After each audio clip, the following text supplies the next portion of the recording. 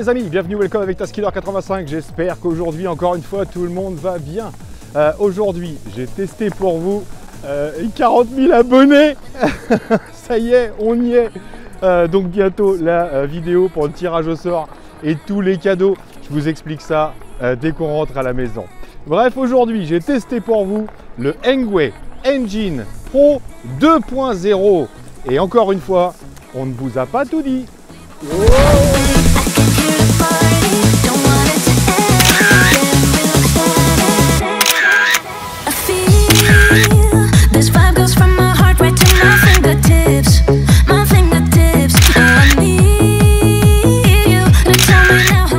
Alors oui, je vous disais, on vous a pas tout dit. Pourquoi? Encore une fois, le gling gling, j'ai encore oublié d'accrocher avec un élastique ma fixation de caméra.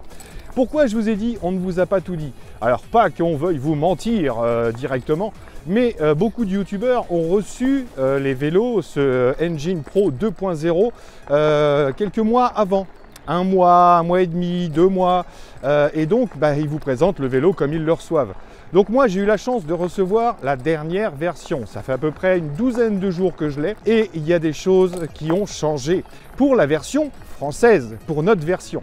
Alors déjà, j'insiste sur un point, ce Engine Pro 2.0 est autorisé sur les routes françaises. Vous pourrez même prendre le certificat de conformité directement sur le site. Donc vous allez pouvoir vous en servir sur les routes. Il a tout ce qu'il faut pour être autorisé.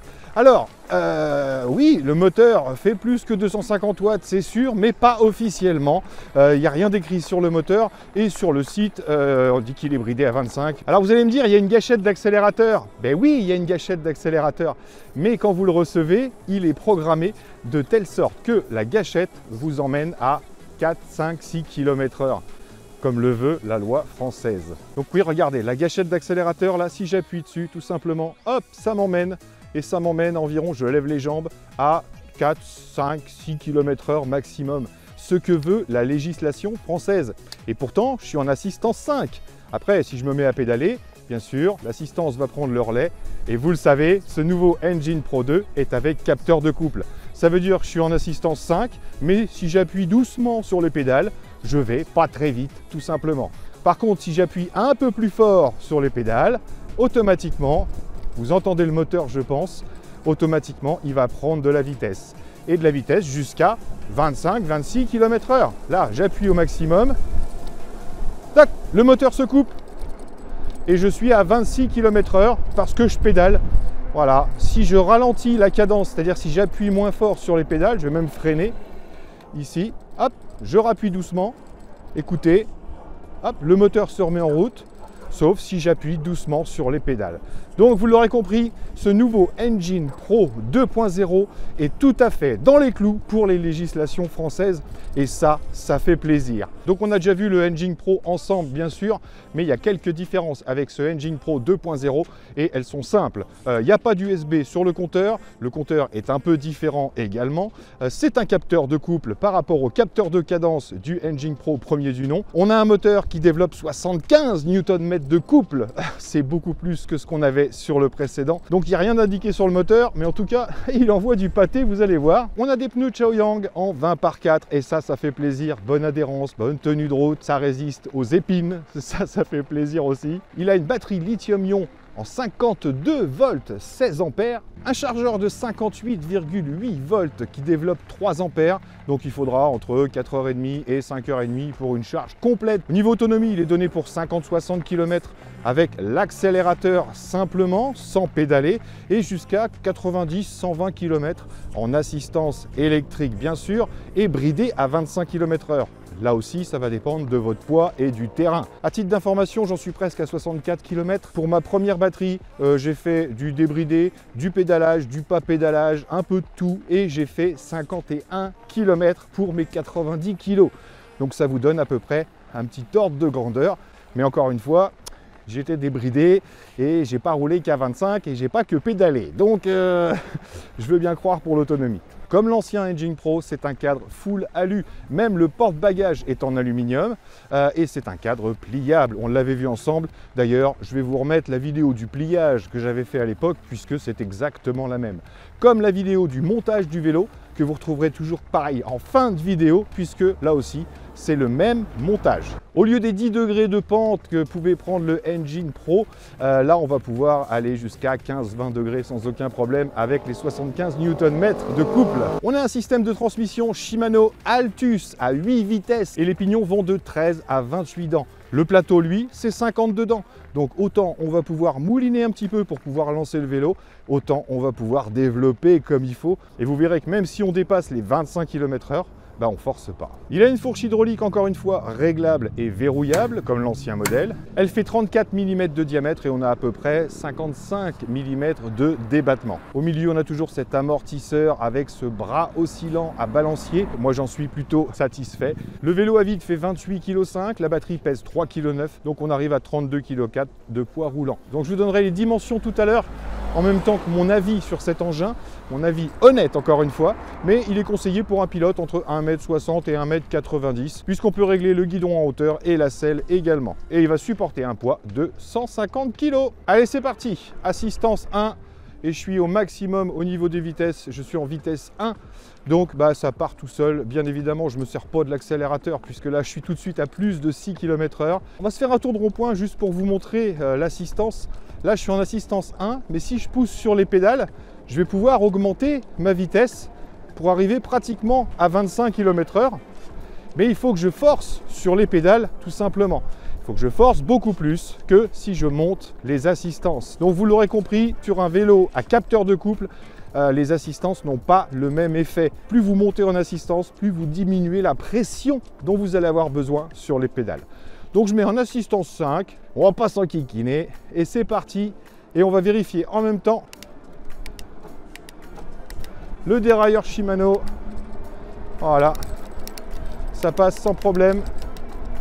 Le Altus, on le connaît bien. Donc voilà, je suis à 25-26, l'assistance s'arrête.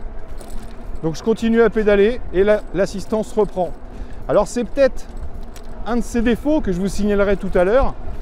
C'est que comme là il est bridé à 25, bah dès qu'on dépasse les 25, hop, le moteur se coupe. Et comme je force pas comme un bœuf sur les pédales, le moteur reprend dès qu'on arrive à 24 km/h. Regardez, hop, je pousse sur les pédales et voyez même en pleine côte, ici je suis au maximum de la côte, hop, l'assistance reprend et bim, 25 directement, sans aucun souci. Donc là on sent bien les 75 Nm de puissance. Donc le compteur est plutôt réglo, on est à peu près pareil sur Waze. C'est ça hein, l'avantage du capteur de couple, hein, c'est que vous laissez en assistance 5, vous laissez sur la vitesse 8 par exemple. Tiens, on va prendre à droite. Quoique, vous voulez peut-être voir ce que ça donne une descente, voir si c'est bridé ou pas. Comme je vous l'ai dit, là on attaque la descente, l'assistance s'arrête automatiquement et là on peut continuer à accélérer sans aucune assistance. Ouais, si je remets à 0, ça ne change rien. Je continue à pédaler. Allez, on va tourner là. Allez, je vous retire le GPS. Allez, démarrage, je me lance avec la poignée. Hop, et tout de suite, j'enquille les pédales. Et là, j'appuie tout doucement. Donc, j'ai beau être en assistance 5, je peux rouler à 6-7 km/h sans aucun souci. Une pression un peu plus forte sur la pédale et voilà, tout de suite, ça part. Mais j'appuie pas comme un bourrin. Si j'appuie tout de suite vraiment fort, regardez l'accélération. Voilà, on est à 25 km/h en très peu de temps. Oh, les pneus de Shaoyang, c'est du bonheur total sur des petites routes en gravillon comme ça. C'est terrible. Oh, super maniable, hein. Comme son petit frère, j'aurais bien aimé un guidon un petit peu plus large. Encore une fois, je vous dis, on parlera des dimensions tout à l'heure au niveau de la maniabilité, parce que sinon, il est vraiment impressionnant sur route, de facilité. On a l'impression de pouvoir l'emmener où on veut. D'ailleurs, c'est pas une impression, on peut l'emmener où on veut, c'est clair. Allez, la fourche, comme elle encaisse. On arrive à l'emmener au max, hein. Faut vraiment pousser, mais on y arrive. Par contre, elle est bien souple et je ne l'ai pas durcie, hein. Moi, j'aime bien quand c'est confortable, donc il n'y a aucune raison de durcir. Au niveau du freinage, on va tester sur bitume, mais là, déjà, c'est impressionnant. Avec très peu de rodage, au bout de 10-15 km, j'avais un freinage de ouf. Allez, on va se faire un petit démarrage en côte. Hop, j'ai mis au pignon le plus grand. Regardez. Et là, tout de suite, l'assistance prend le relais. Donc je mouline un peu plus, bien sûr. Mais même avec un gros démarrage en côte, si vous utilisez un petit peu le dérailleur, et si vous ne voulez pas l'utiliser, bah vous pouvez vous lancer avec la gâchette tout simplement. Donc je trouve vraiment ça sympa. Je peux mettre en assistance 3. Ah, vous avez vu, le moteur s'est arrêté. Mais si j'appuie plus fort, ici, je redéclenche le moteur.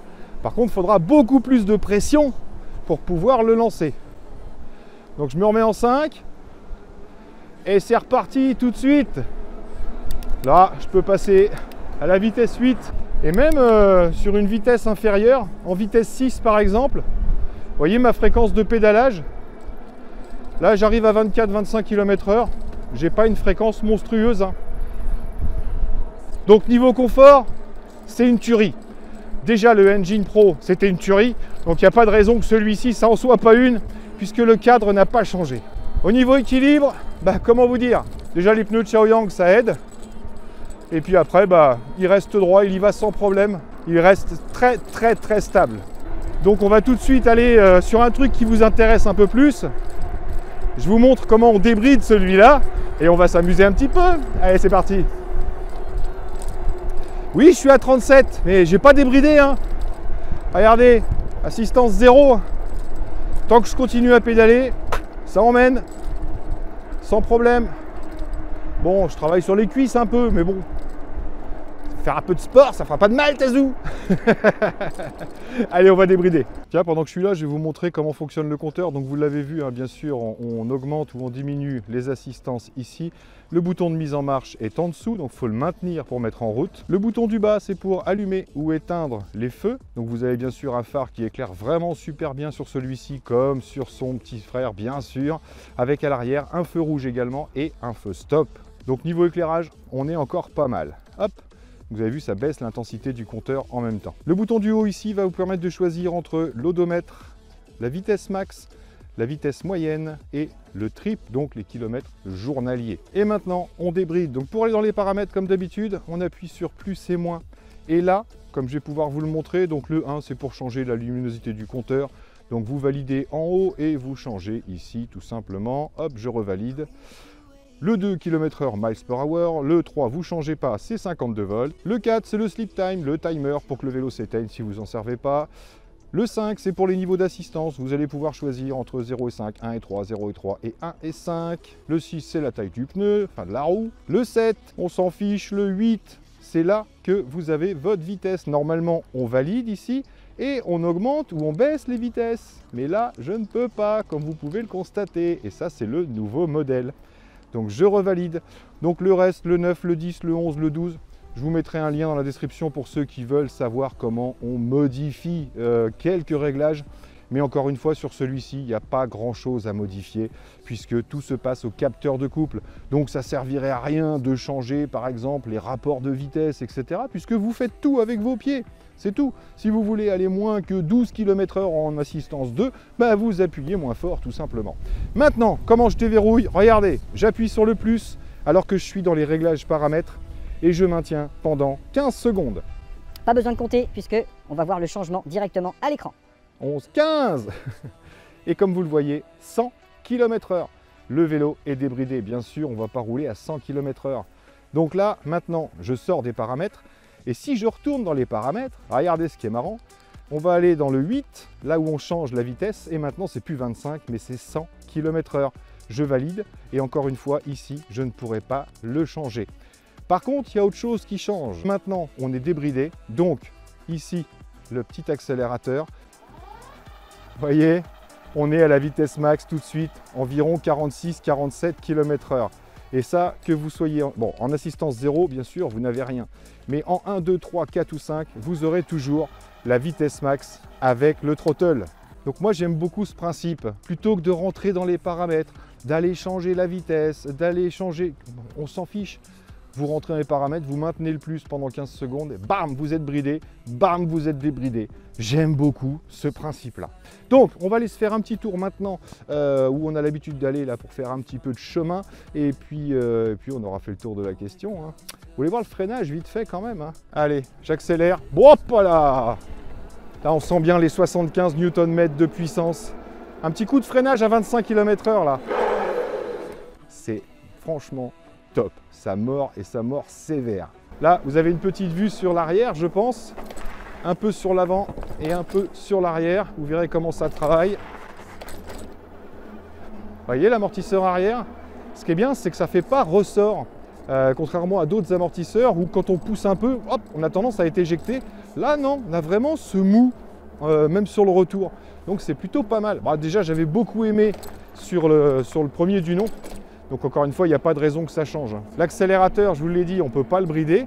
Mais on peut très bien rester en assistance 5, ici, et pédaler pas trop fort. Donc là, on est hors réglementation, bien sûr, puisqu'on est full débridé. Mais comme vous pouvez le voir, si j'appuie pas fort sur les pédales, bah, je ne vais pas aller à plus de 20-25, c'est moi qui régule. Par contre, si j'appuie un peu plus fort, regardez, là ça part comme une balle.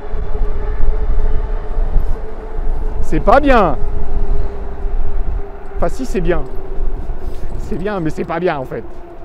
Allez, on se retrouve dans un petit coin où on a le droit de faire un peu le fifou. Allez, la petite côte crasse-pouille de la mort qui tue, c'est parti. Je mets l'accélérateur et je pédale. Allez, juste l'assistance. Et vous avez vu, il est réactif, hein. Dès que j'arrête d'accélérer et que je pédale, il prend le relais. Là, on sent bien les 75 Nm de puissance, hein. Ça franchit sans problème. Oh là là là là. Quel bonheur ce biclou. Et au moins avec les pneus Chaoyang, on n'a pas peur d'y aller. Pareil au niveau du freinage. Donc vous vous rendez peut-être pas compte, mais c'est une belle descente, hein. C'est difficile de se rendre compte sur les images, hein.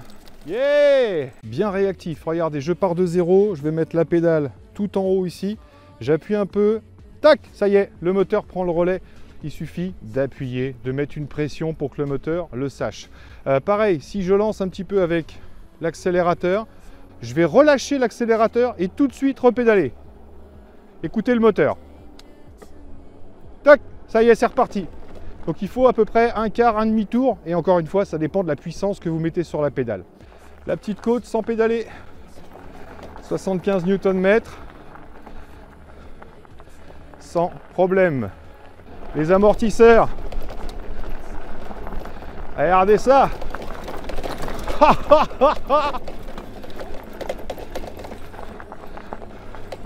C'est pas gentil ça pour le Hengway. Mais c'est kiffant. Plus ça va, plus les moteurs sont puissants, hein. Donc ouais, moi pour mettre le rétro là, j'ai décalé un petit peu ici. Ce qui fait qu'au niveau du freinage, sur l'avant, je vais être à 2 doigts. Je peux 3, mais c'est plus chiant. Alors que sur l'arrière, j'ai 3 voire 4 doigts si je veux. Bonne accroche avec les Chaoyang. Après il encaisse, hein. Par contre, oh, il y a des trous là. Ouais. Par contre, je vous conseille pas de faire du saut avec ça, hein. Comme vous avez pu le voir, le guidon réglable et la potence sont pas faits pour encaisser des chocs de saut. C'est sûr. L'amortisseur arrière, ouais, je pense, oui, lui il doit encaisser. Mais pas la fourche, hein. 5 cm de débattement. Et de la façon dont elle a claqué, ça veut dire qu'elle n'est pas faite pour le saut, hein.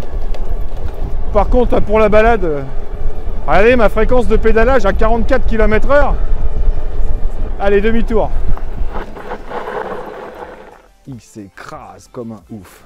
Allez, c'est reparti.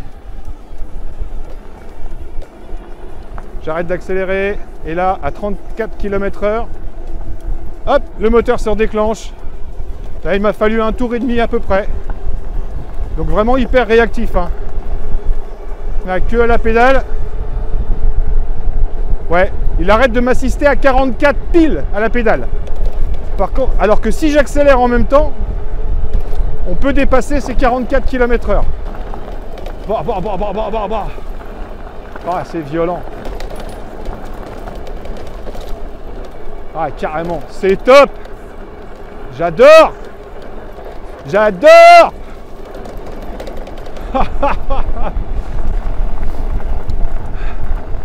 C'est vraiment un super compromis entre le vélo du sportif et du sportif qui veut se la couler douce et qui veut faire des balades pépères ou faire des road trips. C'est vraiment le kiff. Génial.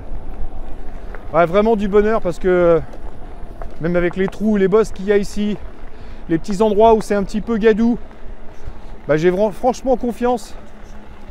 Le vélo tient bien, il accroche bien, les pneus accrochent bien. Le vélo est suffisamment rigide. Et ouais, ça met en confiance. Et là, sans rien toucher, pas d'assistance que dalle, enfin pas toucher aux assistances, je régule ma vitesse et je roule pépère. Je devrais vous le dire tout à l'heure, hein, mais le Engine Pro, c'était mon préféré au niveau des vélos pliants. Et ben maintenant c'est celui-là. Bon bah les amis, je pense qu'on aura fait le tour de la question avec ce Engine Pro 2.0. On va rentrer à la maison, je vais vous donner les 2-3 specs qui vous manquent et je vais vous donner mon avis sur ce petit engin. Et non, il n'y a pas que du bon, contrairement à ce qu'on pourrait croire. J'ai un petit peu mal au cul quand même, hein. Allez, on en reparle à la maison. J'espère que cette petite balade vous aura plu, ainsi que le nouveau concept. J'ai eu beaucoup plus de retours positifs sur le nouveau concept avec le test en premier et le petit débrief bien sûr à la fin, avec quelques infos sur la description bien sûr. Donc merci à tous de votre soutien bien sûr et de vos petits commentaires, ça fait toujours plaisir, même quand il n'y a rien à gagner. En l'occurrence aujourd'hui, il va y avoir quelque chose à gagner, c'est clair. Bon, je vous parle tout de suite des tarifs. C'est mieux pour se rendre compte des qualités, défauts, etc. quand on a un tarif. Donc il est vendu 1499 € sur le site Engwe, mais également sur le site Engwe Europe, bien sûr, mais également sur le site Moroway. Moroway, c'est un nouveau site qu'a ouvert Engwe en partenariat. Donc l'avantage de Moroway, c'est qu'ils vont vendre des vélos de différentes marques. On va retrouver du Duot, du Fafrize, etc., etc. Mais c'est Engwe qui s'occupera du SAV. Et quand on connaît le SAV de chez Engwe, généralement, on n'est pas trop déçu. Encore une fois, si vous avez une galère, n'hésitez pas à me contacter dans les commentaires ou par mail. Je résoudrai votre problème, du moins, j'essaierai de vous aider à régler votre problème. Donc 1499 € pour la version noire, la version bleue ou la version verte. Et vous allez avoir 100 € de réduction sur chacun de ces sites. Je vous mets un coupon pour le site Engwe. Et pour ceux qui veulent aller chez Moroway, c'est un site européen encore une fois. C'est basé en Allemagne. Donc le SAV est plutôt rapide, mais eux ne font pas de pièces détachées. Pour les pièces détachées, ce sera sur le site Engwe. Donc vous pouvez commander chez Moroway et vous aurez un contact avec le site Engwe si jamais il y avait un souci. Donc je vous mets les liens dans la description pour le site Engwe, pour le site Moroway. Allez faire un tour, parce que pouvoir acheter un vélo Fafrize et avoir une garantie Engwe, tout de suite j'ai un peu plus confiance. Au niveau du concours, oui, on a atteint les 40 000 abonnés. Merci encore à vous tous. Ça a été plus vite que j'imaginais. Donc, il y a eu 8 vidéos de vélo. Vous allez dans la description de cette vidéo et vous avez toutes les vidéos qui comptaient pour ce concours. Donc, vous avez encore la possibilité de participer pour ceux qui ne l'ont pas fait, mais participer qu'une fois. Ça ne sert à rien de participer plusieurs fois. Et celui-ci sera dans le concours. Donc il y a en tout 9 vidéos de vélo dans lesquelles vous pouvez participer. Et comme je vous l'avais dit, il y aura 9 gagnants. Donc je vais vous laisser une semaine, parce que celui-ci vient juste d'arriver, une semaine pour finir de participer, soit à celui-là simplement, donc en laissant un commentaire sous cette vidéo en parlant du vélo ou de la vidéo, et aussi de pouvoir aller participer aux autres. Si vous ne l'avez pas fait, profitez-en, parce que le tirage au sort, c'est dans une semaine. Comment je vais faire? Eh bien, je vais tirer au sort un gagnant par vidéo. Ça, je vais tout faire à la suite.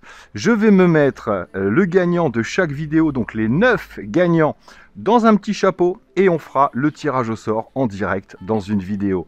Je montrerai un lot et Dieu sait qu'il y a des jolis lots, projecteurs, caméra, gimbal, etc. Donc je tirerai chaque gagnant en lui attribuant un lot. Voilà. Donc je compte sur vous et rassurez-vous, ce sera marqué dans le titre de la vidéo, résultat des 40 000 abonnés, un truc comme ça. Donc rendez-vous dans une semaine pour le tirage au sort. Bien sûr, à la fin de ce tirage, je vous mettrai en accéléré tous les tirages que j'ai faits pour chaque gagnant, de façon à ce qu'il n'y ait pas de malentendu, bien sûr. Je termine avec les concours. Celui-ci fera partie de concours de Noël. Ça veut dire que toutes les vidéos de vélo à partir de lui, le Engine Pro 2.0, seront des concours encore une fois. Donc participez, laissez un commentaire sur chaque vidéo de vélo à partir de celui-ci jusqu'à Noël Et là, le lot, ce sera certainement une belle trottinette ou un beau vélo électrique. On en reparlera. Donc je vous donne ces dimensions tout de suite. Il fait 171 cm de long au total. Il fait 112 cm d'empattement de moyeu à moyeu. On a 45 cm de la pointe de la selle jusqu'au guidon à partir du moment où la selle est avancée ici au maximum, puisque vous pouvez la reculer un petit peu pour être à votre aise. Et 68 cm ici jusqu'au passage bas. L'axe du pédalier est à 30 cm du sol et on a 13 cm du sol jusqu'au dessous de la pédale. Ça veut dire qu'on va pouvoir se pencher, mais pas à outrance non plus. Je vous rappelle qu'il faut entre 14 et 15 cm pour avoir vraiment de la place pour se pencher. Et ça aussi, ça dépend de la largeur du pédalier, bien sûr. Porte-bagages est à 67 cm de haut, donc presque 68, et il mesure 35 cm de long par 18 cm de large, et je vous rappelle que c'est de l'alu, le porte-bagages aussi. Donc tout le vélo est en aluminium, à part la fourche, bien sûr. Donc je vous donne tout de suite mes plus et mes moins, comme j'aime à dire, les avantages et les inconvénients. Alors le premier, c'est qu'il est autorisé sur route. Ouais, il est légal. Si vous le laissez version bridée, même l'accélérateur, vous n'avez pas besoin de désactiver. J'adore cette fonction où avec un push, eh ben, vous bridez, débridez, tout simplement. Ça, je kiffe. Le capteur de couple, c'est son gros point fort, bien évidemment, puisque là, bah, ça va supprimer tous les besoins de paramétrage, etc. Vous gérez tout à votre cadence et à votre puissance, à votre façon de vouloir faire du sport. Celui qui aime le sport va pouvoir se mettre en assistance 1, aura une légère assistance au départ, et celui qui, comme moi, aime le confort, vous mettez en assistance 5, ce qui fait que vous aurez beaucoup moins à forcer, toujours encore pour atteindre les mêmes vitesses. La position de conduite, on est toujours dans les plus, hein. Position de conduite, on est plutôt bien, dos droit, et encore une fois on peut régler hauteur de guidon, hauteur de selle, donc vous allez pouvoir régler en fonction de ce que vous aimez. Donc super confortable avec les amortisseurs. Tiens, je vous le dis tout de suite, le petit conseil, et je vous avais gardé pour la fin, je vous le donne maintenant, si vous voulez quelque chose d'encore plus souple, là vérifiez bien les serrages de vos boulons ici, de vos vis, et si vous êtes un petit peu bricoleur, démontez directement et n'hésitez pas à aller graisser les axes, etc. Et vous remettez un petit coup de frein filet sur les vis et vous bloquez sans serrer comme une banane. Et là, vous aurez encore plus de souplesse. Je précise que moi, je ne l'ai pas fait. J'ai juste vérifié que c'était pas trop serré. Voilà, sur mon premier Engine Pro, cette vis-là et celle-ci étaient trop serrées, ce qui fait que ça forçait un petit peu plus. Le freinage, top, rien à dire. On pourrait dire, ouais, j'aurais aimé des disques de 180. Bon, bah, 160, ça marche suffisamment avec des roues de 20 pouces comme ça. Il n'y a aucun problème. Donc le freinage est top, double mâchoire, tout ça, ça freine. Super bon équilibre et très très maniable. On peut tourner le guidon au maximum et on a un guidon qui est pas très large. Alors je le mets dans les avantages, je vais aussi le mettre dans les inconvénients bien sûr. Donc maniabilité et encombrement, parce que plus le guidon est fin, plus on va pouvoir passer un peu partout pour ranger son biclou tout simplement. Voilà, j'ai vu certains vélos comme le SG20 par exemple avec les doubles rétroviseurs. Ben moi je passais pas les portes, il faut à chaque fois faire des trucs. Bref, il est hyper maniable et il prend très peu d'encombrement, donc il est facile à ranger, c'est clair. Pendant que je vous parle du guidon, tiens, la dimension du guidon est de 63 cm. Donc, ça suffit. Faut pas dire qu'on va pas tenir la route avec ça. Mais 63 cm, ça veut dire que il va falloir gérer si on veut placer des options dessus, parce qu'il n'y a pas énormément de place. Pareil, n'hésitez pas à déplacer, hein, que ce soit le shifter ou l'accélérateur, pour pouvoir placer vos rétros ou un accessoire. Déplacez bien tout ça en fonction de votre confort, bien sûr, et de la taille de votre pouce. Ne mettez pas trop loin, hein, si vous voulez pas. Donc, n'hésitez pas à gérer votre guidon. Et sur ce guidon, on a des belles petites poignées bien souples, un espèce de mélange de silicone et de mousse, ce qui fait qu'elles sont ultra confortables. C'est la première fois que je vois ce matériau sur des poignées, donc ouais, j'ai adoré les poignées. Donc tenue de route, je reviens pas dessus, hein, entre les pneus Chaoyang qui sont vraiment faits pour chemin et route, ils sont mixtes, c'est pas des purs cross, mais c'est pas des purs routiers, mais ils sont bien entre les deux, donc content pour ça aussi. Tout en alu, donc on évite la rouille, ça je vous en ai déjà parlé. La béquille. Impec. Et pour finir, les garde-boue. Voilà, garde-boue en tôle, super bien fixé par 2 points à chaque fois, même 3 pour l'avant. Et suffisamment grand pour pouvoir protéger tout simplement, que ce soit devant ou derrière. Donc voilà pour tout ce qui est bien sur ce petit vélo. Qu'est-ce qui est pas bien? Donc je vous l'ai dit sur le compteur, pas de prise USB, donc on peut pas recharger son smartphone ou sa machine à laver. Bon, c'est pas non plus hyper important, mais c'est bon à signaler quand même, parce que c'est vrai qu'il y a un louloucoptère. Tu préviens la prochaine fois, parce que là je tourne là. Ah, c'est le SAMU, on va rien dire, c'est le SAMU.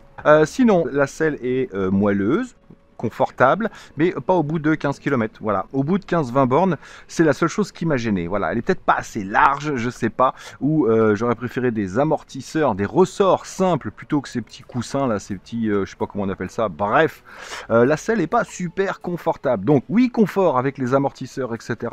Mais petite gêne quand même au niveau du fessier. Donc si vous voulez un truc vraiment confort, je verrai si je vous trouve un lien. J'en ai vu une belle grande sur AliExpress, mais sinon voilà, c'est ceux qui vont faire du road trip ou des longues distances, je pense qu'il faudra envisager de changer la selle.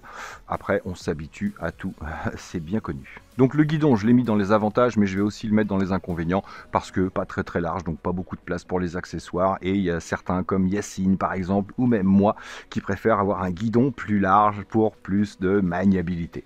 C'est qu'une question de goût, mais je tiens à vous le signaler, parce qu'on est souvent au-dessus de 63 cm de large pour un guidon. Dans les moins, je vais vous mettre aussi les petites coupures moteur à 25 km/h, elles sont assez franches, voilà. Donc pour celui qui veut rouler entre 20 et 25, avec encore une fois le capteur de couple, aucun souci. Mais celui qui veut absolument rouler à 25 km/h, eh bien il va pédaler, le moteur va se couper, le moteur va reprendre, le moteur va se couper. Ça peut être assez relou, voilà. Bon, mais ça le fait que vraiment à partir de 25 km/h et quand on est bridé, bien évidemment. Dans les moins, j'ai envie de mettre le câblage quand même, hein. On a vraiment beaucoup de câbles qui passent sur les extérieurs ici.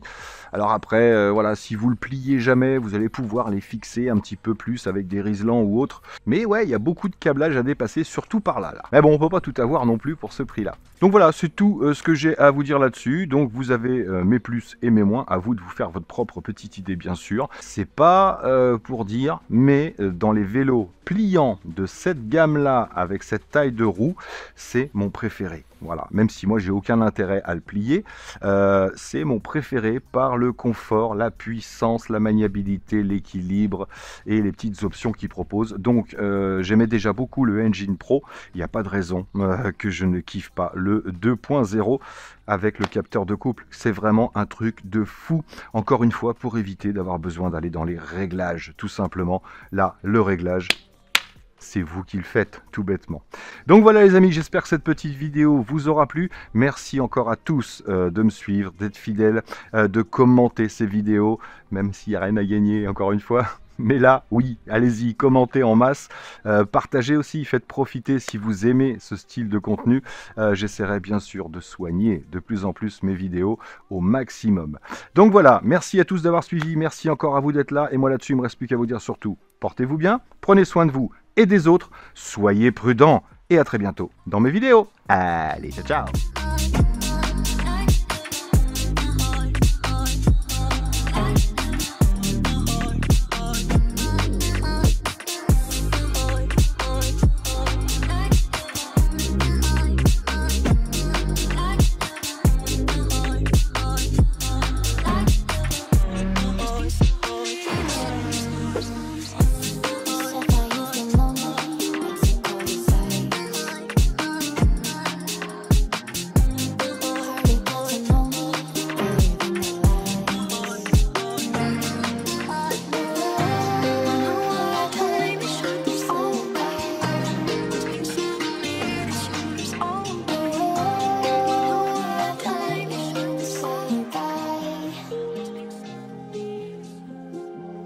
You set the